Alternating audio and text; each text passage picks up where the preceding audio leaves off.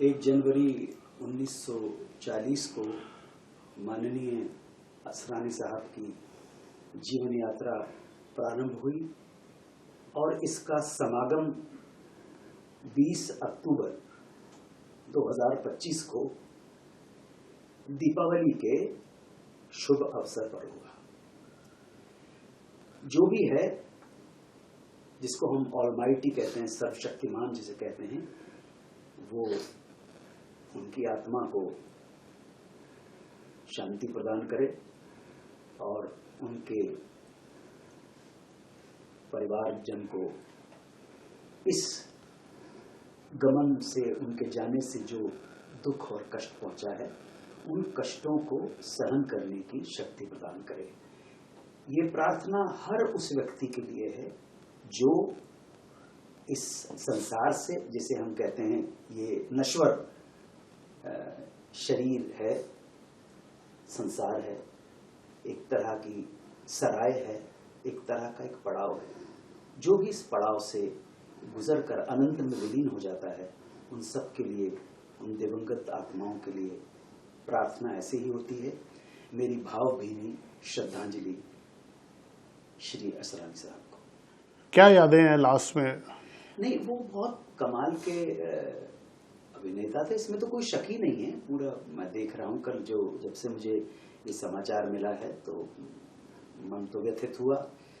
और मैंने यहाँ आकर अपने ऑफिस में जब डायरी के पन्नों को तलाश की, अभी डायरी में लिखूंगा, शायद 20 मार्च 2023 को मैंने आखिरी बार उन्हें देखा था फिल्म के सेट पर। इरशाद खान डायरेक्टर थे, फिल्म का नाम था नॉन स्टॉप धमाल। लेकिन मुझे मालूम नहीं था कि ये उनके साथ आखिरी मुलाकात होगी, उनके आखिरी दर्शन होंगे। अब डायरी में लिखना पड़ेगा। ये भैया, कौन किस वक्त बिछड़ जाए, इसलिए अभी ही मिल लो और बड़े प्रेम के साथ मिलो, बड़े आत्मीयता के साथ मिलो। ये जीवन जो है ना, ये संसार एक सराय है, एक होटल है, एक अतिथि निवास है। यहां पे चेक इन किया है आपने तो चेक आउट करना है। ये चेकआउट किस वक्त, किसका किस अवसर पर हो जाए, इसलिए आज ही मिल लो। इससे पहले कि तुम बाद में मुझे याद करो, आज ही गले लग लो। तो अभी 20 मार्च 2023 का जो ये डायरी मेरे सामने भी रखी हुई है, 20 मार्च को तो मैं अभी लिखूंगा, वहां पर लिखना जरूरी हो जाएगा, क्योंकि उनका मेरे जीवन, ये 20 मार्च को, ये देखिए NST वहां पे लिखा नॉन स्टॉप। अभी लिखना जरूरी होगा कि मुझे मालूम नहीं था कि ये मुझे इस शाम को उनके अंतिम दर्शन हो रहे। अनुज जी, आज आपने एक पोस्ट भी किया, आपने शायद 1 जनवरी को आर्टिकल भी लिखा था उनके लिए कुछ, आपने बहुत बातें उसमें लिखी है, मैं उसको पूरा पढ़ रहा था। किस तरह से अनुज जी आप याद करते हैं ऐसे कलाकार को? देखिए, मैंने जहां तक मेरा उनके साथ डायरेक्ट कोई एसोसिएशन है तो वो बहुत कम था। एक फिल्म उन्होंने डायरेक्ट की थी जिसमें मैंने छोटा सा एक रोल किया था। लेकिन उस फिल्म के निर्माण के दौरान एक ऐसी घटना हो गई, 6 अगस्त 1993 को, 6 अगस्त 1993 को, 5 अगस्त को मुझे उनके साथ शूटिंग करनी थी। तो उन्होंने कहा कि बस एक ही शॉट बचा है तो आप कल का छुट्टी कर लीजिए।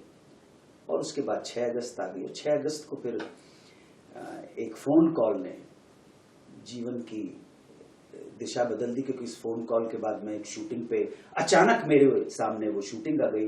और वो एक सीरियल की थी शूटिंग, अंताक्षरी जिसको कहते हैं।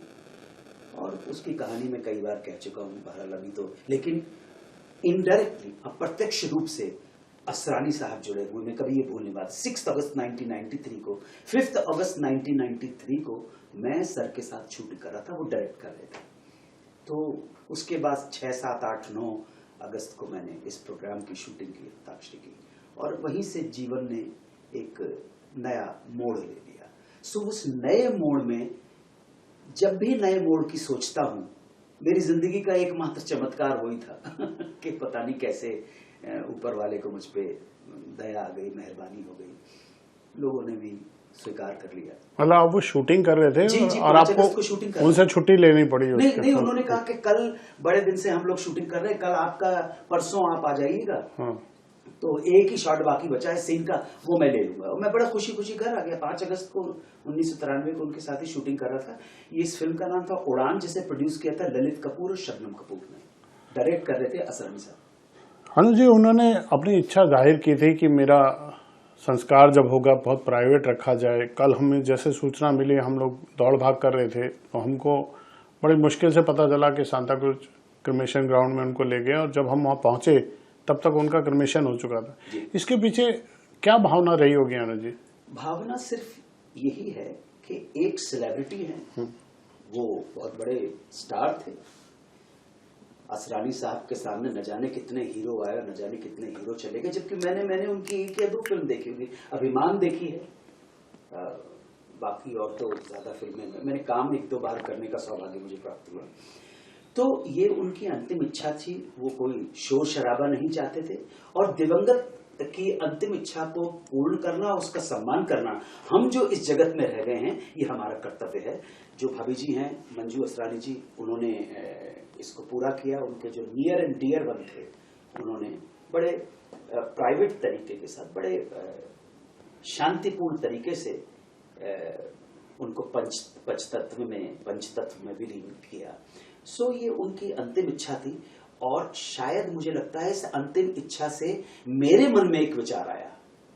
इस अंतिम इच्छा ने मुझे एक बात के लिए प्रोत्साहित किया, मुझे एक बात के लिए मोटिवेट किया, इंस्पायर्ड किया, प्रेरित किया कि भैया, जब मेरा इस दुनिया नामक होटल से चेकआउट करने का समय आए, और वो तिथि और वो समय अगर किसी राष्ट्रीय पर्व से जुड़ा हो, 15 अगस्त 26 जनवरी से जुड़ा हो, या किसी त्योहार से जुड़ा हो, दिवाली से जुड़ा हो, होली से जुड़ा हो, ईद से जुड़ा हो, मकर संक्रांति से जुड़ा हो, 12 वफात से जुड़ा हो, क्रिसमस से जुड़ा हो, बुद्ध पूर्णिमा से जुड़ा हो, गुरु पूर्णिमा, नानक जयंती से जुड़ा हो, तो मेरा भी ये जो संस्कार है वो गुप्त रूप से किया जाए। मैं किसी को परेशान नहीं करना चाहता हूं, किसी को बॉदर नहीं करना चाहता हूं, और मैं इस दुनिया पे बोझ बन के नहीं जीना चाहता हूं। ना वो बोझ मैं अपने लिए चाहता हूं, ना मेरे लोगों के लिए चाहता हूं, ना समाज के लिए चाहता हूं, ना देश के लिए चाहता हूं। बोझ बन के नहीं जीना।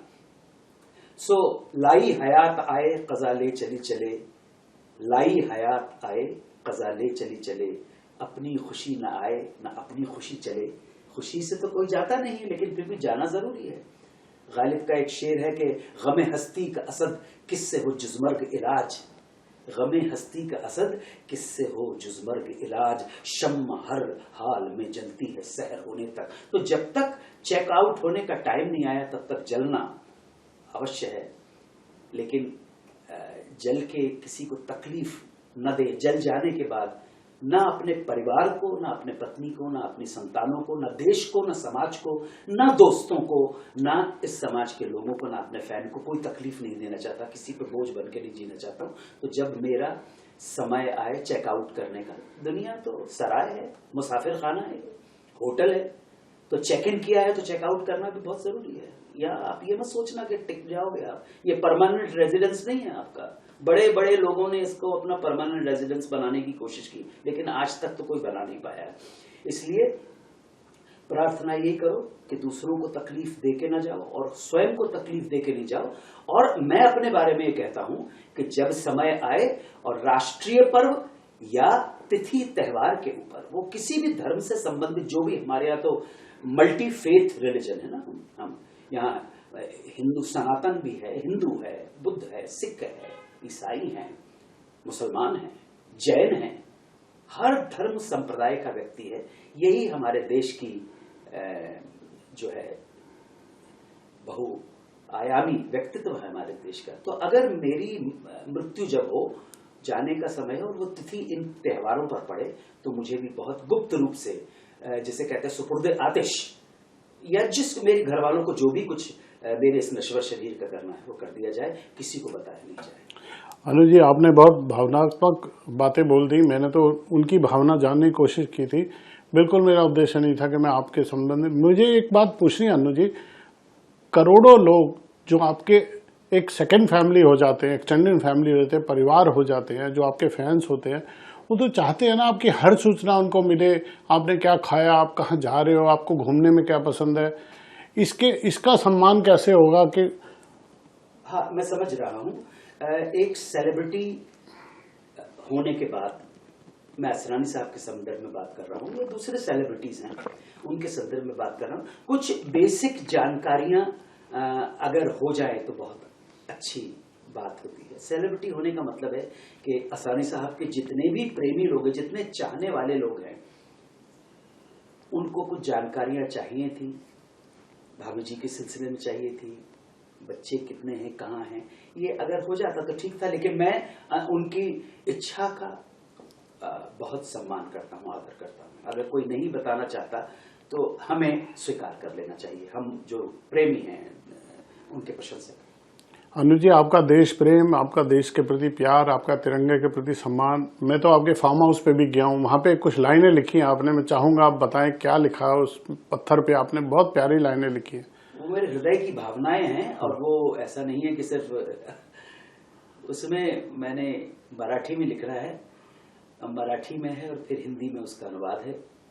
मनुष्य असणं हे आपले भाग्य, परंतु देशभक्त होणे हे आपला सौभाग्य। मतलब मनुष्य होना भाग्य की बात है, परंतु देशभक्त होना सौभाग्य की बात है। बट ये सिर्फ जो मराठी, हिंदी, संस्कृत जो समझते हैं वो ही समझ पाएंगे ये भाग्य और सौभाग्य में अंतर। हर एक व्यक्ति, मैं अंग्रेजी में ट्रांसलेट करने की कोशिश भी करूं तो कहीं ना कहीं उन भावों से वंचित रह जाऊंगा, जो भाव जो हिंदी भाषी और मराठी भाषी और संस्कृत में जो लोग भाग्य और सौभाग्य का जो अंतर समझ सकते हैं। श्री अनुज जी, आप और 100 साल जिए, भगवान करे आपको लंबी आयु मिले और आप ऐसे दुनिया में, देश में अपने फैंस का मनोरंजन करते रहें। हमसे बात करने के लिए बहुत शुक्रिया, बहुत धन्यवाद। महान कलाकार असरानी साहब को हार्दिक श्रद्धांजलि। ईश्वर उनकी आत्मा को मोक्ष प्रदान करे। जय हिंद, वंदे मातरम, ओम नमः शिवाय। बहुत धन्यवाद।